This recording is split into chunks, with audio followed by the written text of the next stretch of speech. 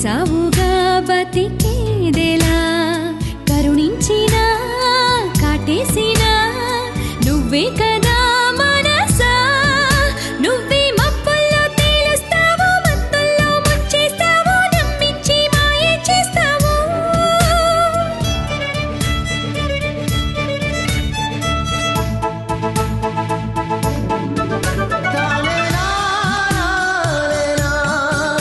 అవునంటూ కాదంటూ రేపేవో కలవరమే ఆరాటమే అను నిత్యము సంతోషం సంతాపం నీ బొమ్మ బొరసులుగా ఆడేవులే ఒక నాటకం ఓర్పువై ఓదార్పువై ఓడితే నీ తూర్పువై కష్టాలనే మరి ఇష్టాలుగా మలిచేవుగా మనసు చూడతరమా మనసు చూడతరమా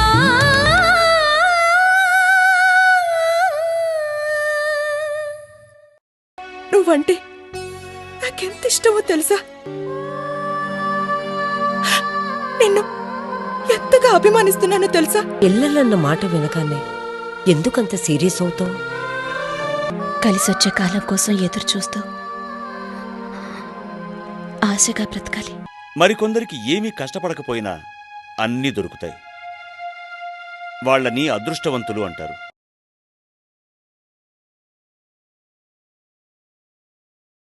నా దృష్టిలో నువ్వు కూడా అదృష్టవంతుడివే.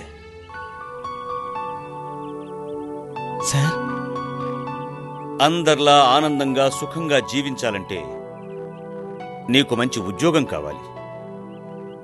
అది నేనిస్తాను.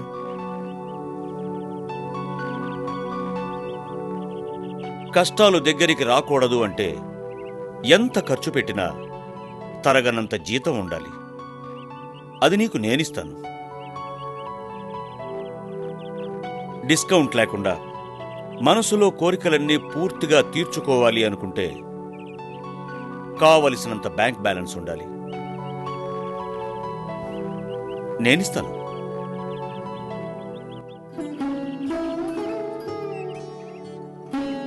ఇవన్నీ నేను నీ మీద ప్రేమ కొద్దీ ఇవ్వడం లేదు,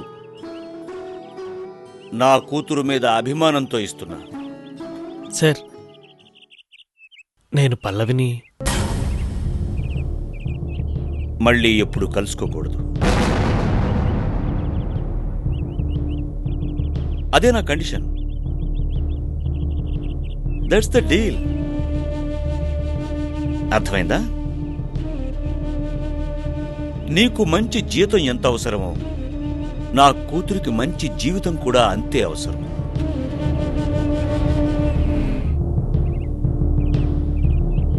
నా కూతుర్ని కాకుండా నీకేం కావాలన్నా ఇస్తాను. అందుకు ఏం చేయాలో నువ్వే ఆలోచించుకో.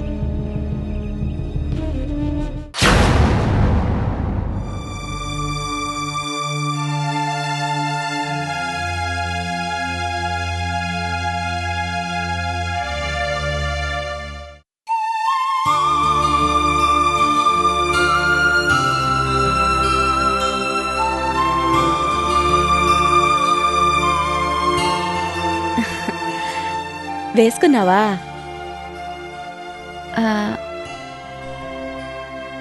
టైట్గా ఉన్నట్టుందేంటి? సరిపోయినట్లేదే. సరిపోలేదా? లేదమ్మా, దొంగ వెధవా. ఆ షాప్ వాడు నీ ఏజ్ పిల్లలకి కరెక్ట్గా సరిపోతుంది అని చెప్పాడు. కొంచెం లూజ్ కూడా అవుతుంది అని చెప్పాడు. సరే, బాధపడకు. రేపు షాప్కి వెళ్ళి నేను మార్చుకొస్తానులే. మార్చుకుని వస్తానని చెప్పాను కదా. దా.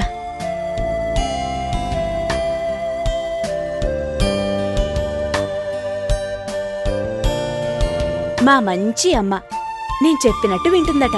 సరేనా? వదినా, ఏంట్రా? మా ఏజ్ అమ్మాయిల కంటే నేను లావుగా ఉంటాను కదూ.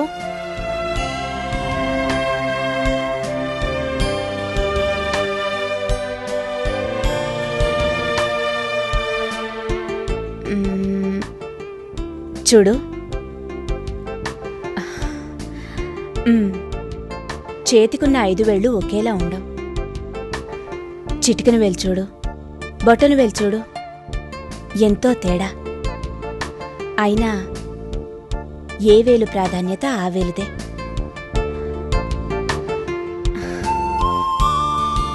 నువ్వు మరీ ఊహించుకుని బాధపడకు.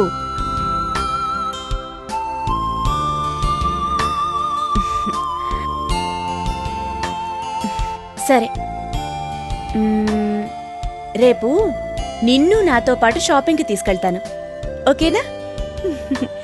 హ్యాపీ?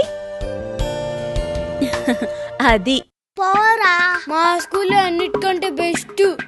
ఎవరు చెప్పాడు? మా స్కూల్లో అన్నిటికన్నా బెస్ట్ కాదు. మా స్కూల్లో అయితే గ్రౌండ్ ఉంది, లైబ్రరీ కూడా ఉంది. మా స్కూల్లో స్విమ్మింగ్ పూల్ కూడా ఉందో తెలుసా? పెద్ద. మా స్కూల్లో టీచర్స్ చాలా మంచోళ్ళు, అస్సలు కొట్టరు. ఎంత బాగా చెప్తారో. మా నాన్న గ్రేట్. అవునా? అవును, మా నాన్న చదివింది మా స్కూల్లోనే, అందుకే అంత గ్రేట్ అయ్యారు. మరి మా నాన్న? అసలు నీకు నాన్న ఉంటేగా.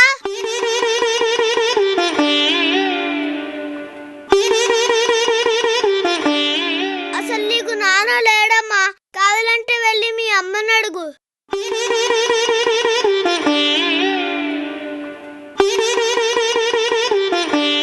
రారా పవన్, క్రికెట్ ఆడుకుందాం. నేను రానురా, నువ్వే వెళ్ళి ఆడుకో. సరే, నీ ఇష్టం.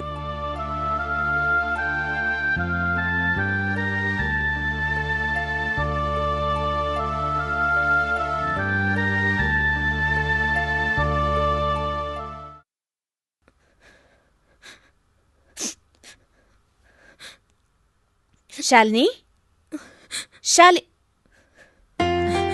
ఏంటి ఏడుస్తున్నావా? లే లే, కూర్చో, లే లే.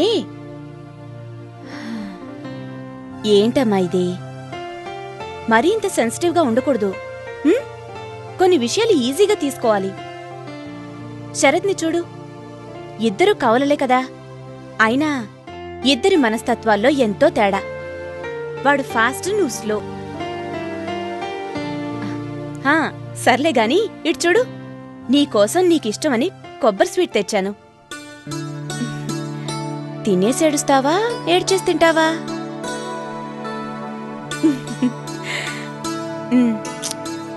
అమ్మో, సరే, నీ ఇష్టం. ఇక్కడే పెడుతున్నాను. నేను వెళ్తాను. నేను వెళ్తున్నాను.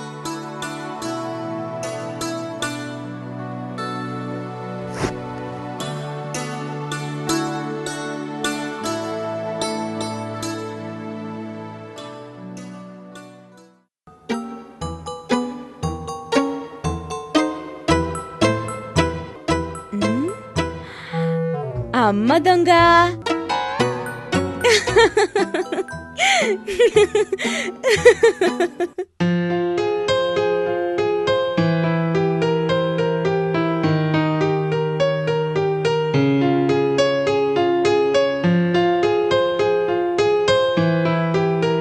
అన్నయ్య,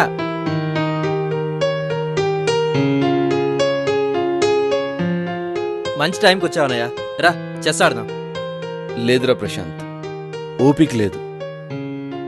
ఓ అర్జెంట్ కేసు గురించి పేపర్స్ రెడీ చేసుకుని వచ్చేటప్పటికి అలసటగా ఉందిరా.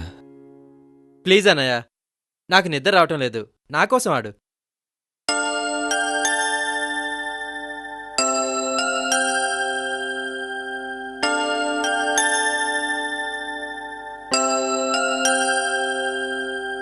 ఒరేయ్, ఈ మధ్య ఏ పని చేద్దామన్నా భయం వేస్తోందిరా, ఓడిపోతానేమోనని.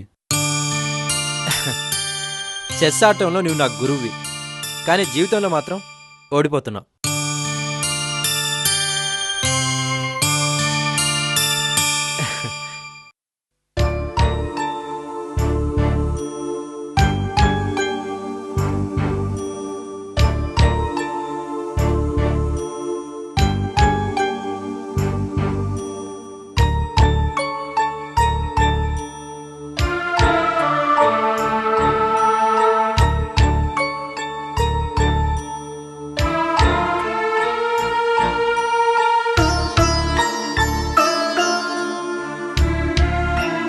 అన్నయ్య, నువ్వేమీ అనుకోకపోతే నీకో మాట చెప్పనా?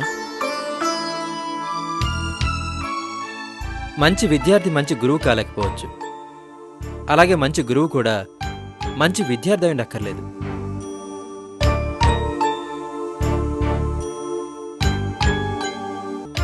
అయితే ఇప్పుడు ఏమంటున్నావు? నువ్వు మంచి గురువువి.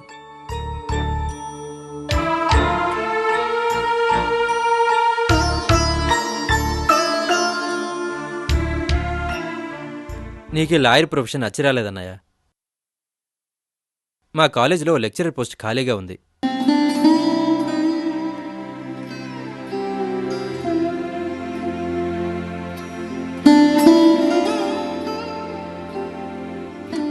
నీకేం అభ్యంతరం లేకపోతే దానికి ట్రై చేద్దామా?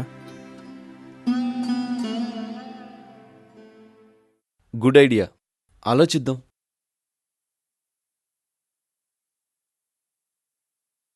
అయినా నీకింత సడన్గా ఈ ఆలోచన ఎలా వచ్చిందిరా? లెక్చరర్ అయితే ఎప్పుడు ఓడిపోయే అవకాశం ఉండదుగా.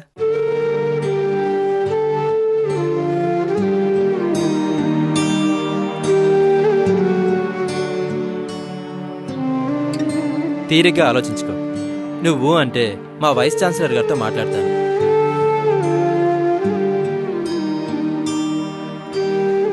ఆడన్నయ్య.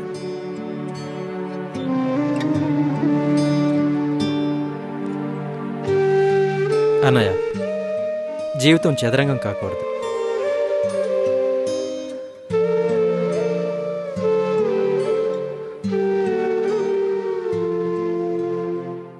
చెక్. దీంతో నీ ఆట cut. Okay, good night. Good night అన్నయ్య.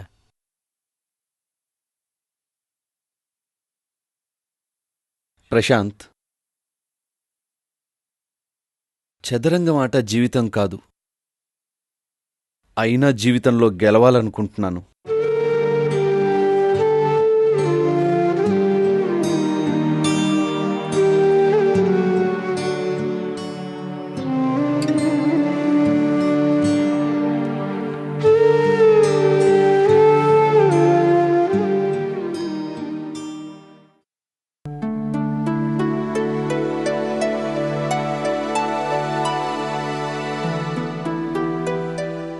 పొద్దున్నే ఫోన్ వచ్చిందే ఎవరికి? అదే రంగనాథ్ గారికి. అప్పటికే ఆయన ఆఫీస్కి వెళ్ళిపోయారు. మరి ఫోన్ ఎవరు చేసుంటారు? ఎవరో అమ్మాయి, పేరు చెప్పలేదమ్మా. అమ్మాయా?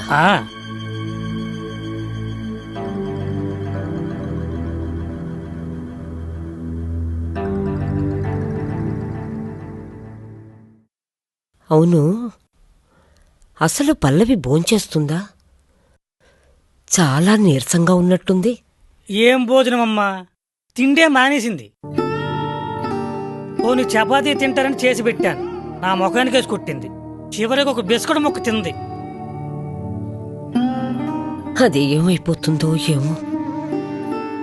అవును, రాత్రి పెద్దయ్య ఎవరితోనో గొడవ పడుతున్నారు, ఏమైంది? నిన్న శాలినమ్మ వంతు గోడకు సున్నం కొట్టినట్లు వాయించేశారు. వాడు ఎందుకు ఇలా చేస్తున్నాడో నాకేం అర్థం కావటం లేదు.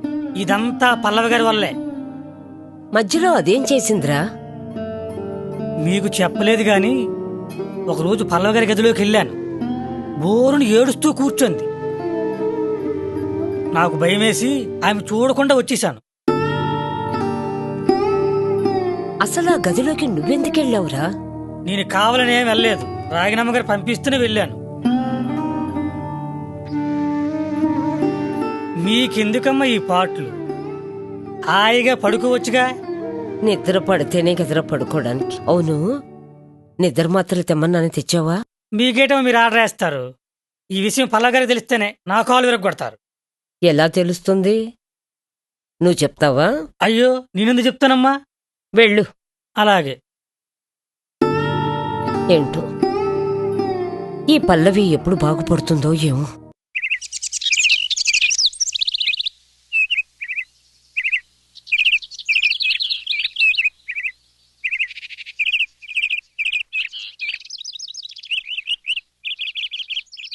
సుధాకర్,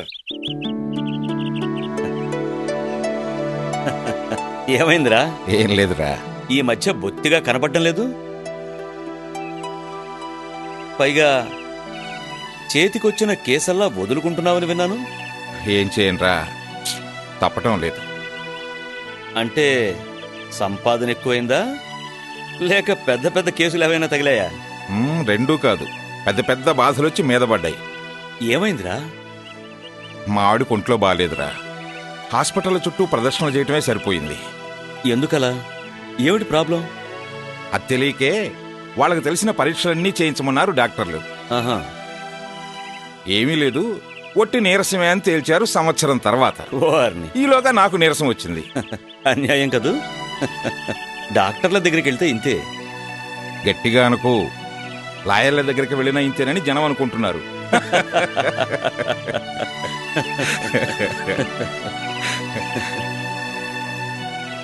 ఏది ఏమైనా మా ఆవిడికి ఏమవుతుందోనని గత 6 నెలలుగా చాలా బెంగ పెట్టుకున్నాను.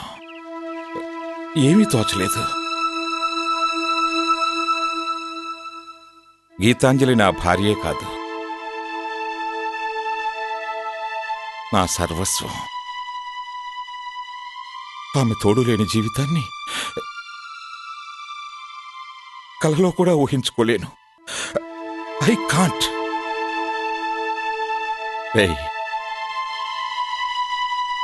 భార్య లేని జీవితం అసలు జీవితమే కాదురా.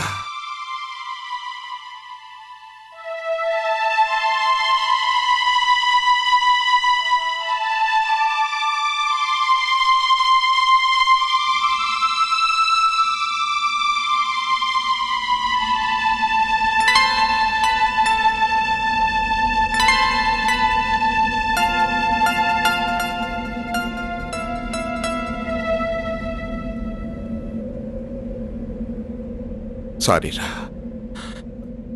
నీ సంగతి మర్చిపోయి పొరపాటు నీది కాదురా, ఆ దేవుడిది. నా భార్యను తీసుకుపోయి పెద్ద శిక్ష వేశాడు.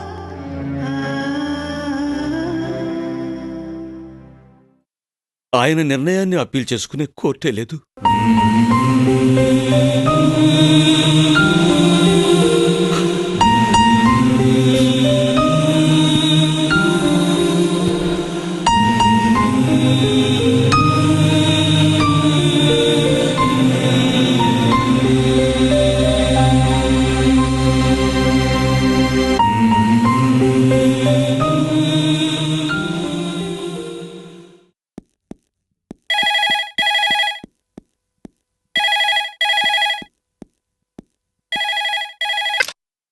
హలో.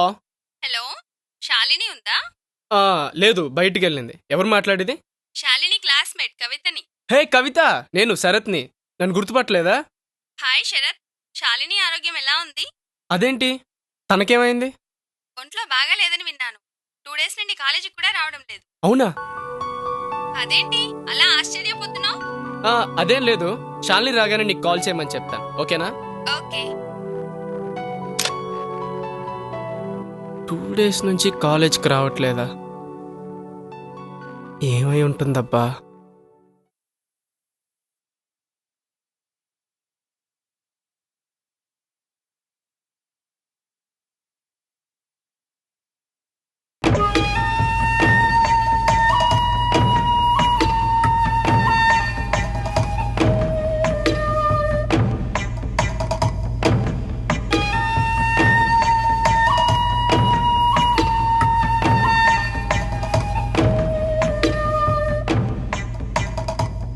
హాయ్. భయపడ్డారా? అబే అదేం లేదు. మరి ఆశ్చర్యపోయారా? కొద్దిగా. ఉరుములేని మెరుపులా ఇలా దిగబడిందేమిటా అని. అబే అదేం లేదు, కూర్చోండి.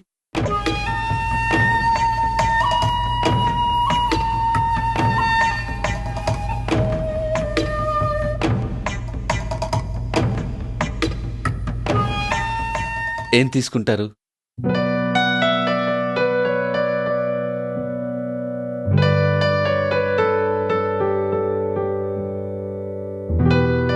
చాలా దూరం వచ్చారు. తప్పలేదు, అవసరం. అర్జెంటుగా నాకు 50,000 కావాలి. అడగకుండానే ఇచ్చేద్దాం అనుకున్నాను. డబ్బులు అడ్జస్ట్ అవ్వలా. మిమ్మల్ని ఇబ్బంది పెట్టాలని కాదు, అవసరం. నా పీకల మీదకొచ్చింది. 2 రోజుల్లో ఇచ్చేస్తాను. ప్రామిస్. అడిగానని ఏమనుకోవద్దు. మీకు ఇవ్వాల్సిన డబ్బు ఎప్పటికైనా ఇవ్వాల్సిందే. అవసరానికి ఇవ్వకపోతే అర్థమేముంది?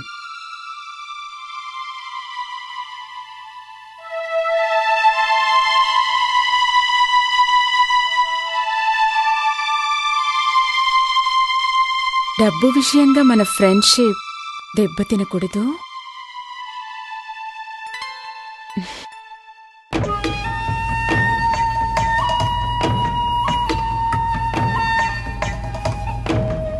We are friends. Yeah, we are friends. చాలా. ఈ ఫ్రెండ్షిప్ చాలనుకుంటున్నారా?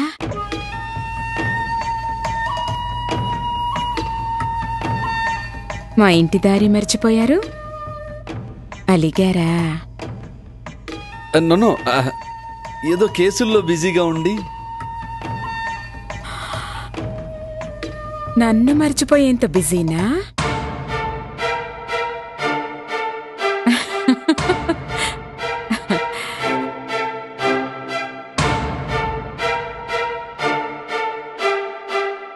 మా ఇంటి తలుపులు మీకోసం ఎప్పుడూ తెరిచే ఉంటాయి. You're always welcome.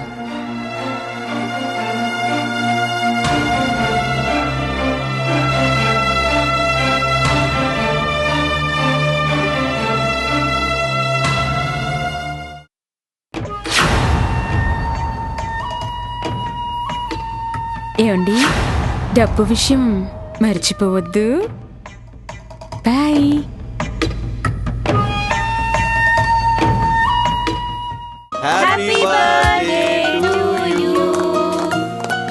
పల్లవి ఎక్కడికెళ్ళిందో ఏంటో, ఇంకా ఇంటికి రాలేదు. మనసులో అభిమానం ఉండాలిగా. ఈరోజు నువ్వు చాలా మిస్ అయ్యావు. నేను మిస్ అయ్యానే కాని నన్నెవరూ మిస్ అయినట్టు ఫీల్ అవ్వలేదుగా. నీ బర్త్డే రోజున ఇంట్లో పార్టీ ఉంటుందన్న సంగతి ఎలా మర్చిపోయావురా?